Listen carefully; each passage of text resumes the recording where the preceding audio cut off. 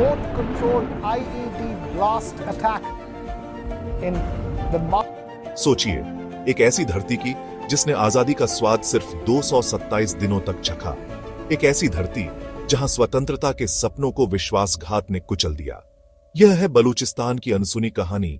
एक ऐसा क्षेत्र जो आज पाकिस्तान का हिस्सा है, लेकिन कभी स्वतंत्र था, कलात की रियासत के रूप में गर्व से खड़ा था।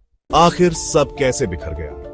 आइए इतिहास के उस अनदेखे पन्ने को खोलें जो आज भी बलूच लोगों के संघर्ष में गूंजता है।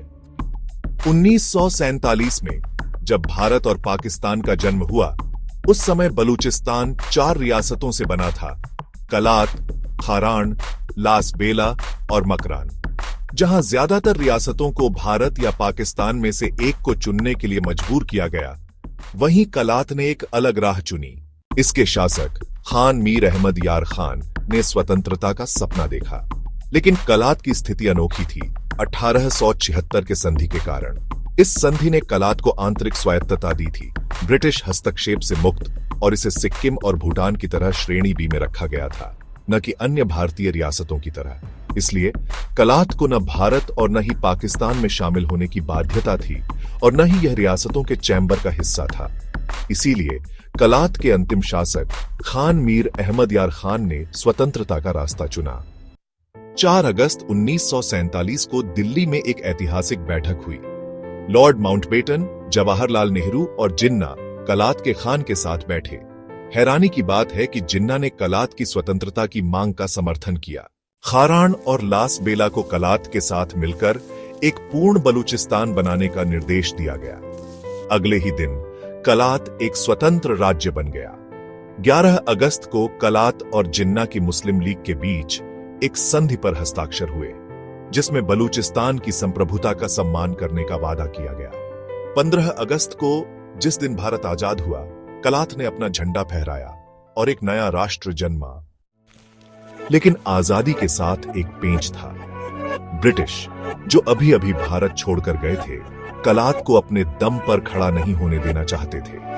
12 सितंबर को उन्होंने एक रेजोल्यूशन जारी किया, जिसमें दावा किया गया कि कलात एक स्वतंत्र राज्य की जिम्मेदारियों को संभाल नहीं सकता। यह वही मौका था जिसका पाकिस्तान को इंतजार था।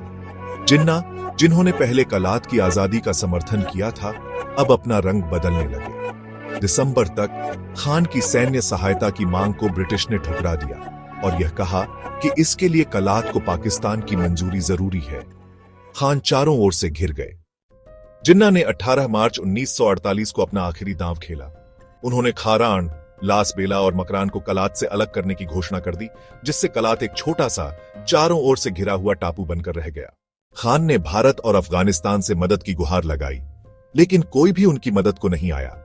27 मार्च 1948 को स्वतंत्रता की घोषणा के सिर्फ 227 दिन बाद कलात को मजबूरन पाकिस्तान में शामिल होना पड़ा। एक स्वतंत्र बलूचिस्तान का सपना टूट गया, पाकिस्तान के विश्वासघात से।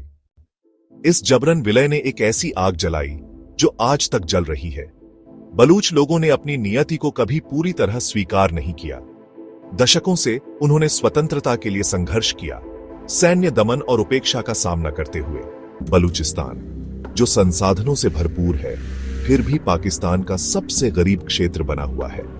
1948 के विश्वासघात ने उस संघर्ष के बीज बो दिए जो आज भी जारी है, जिसमें बलूचिस्तान लिबरेशन आर्मी जैसे समूह अपने पूर्वजों की आजादी के लिए लड़ रहे हैं। कलात की कहानी सिर्फ एक इतिहास की पाठ नहीं है, यह एक सबक है कि जब सत्तावादों पर भारी पड़ती है तो क्या होता है। आप क्या सोचते हैं? क्या बलूचिस्तान एक स्वतंत्र राष्ट्र के रूप में फल फूल सकता था? क्या इतिहास को फिर से लिखकर बलूच लोगों को उनका हक देना चाहिए? अपनी राय हमें नीचे कमेंट में बताएं और अधिक ऐसी अनसुनी कहानियों के लिए लाइक, शेयर और सब्सक्राइब करना न भूलें।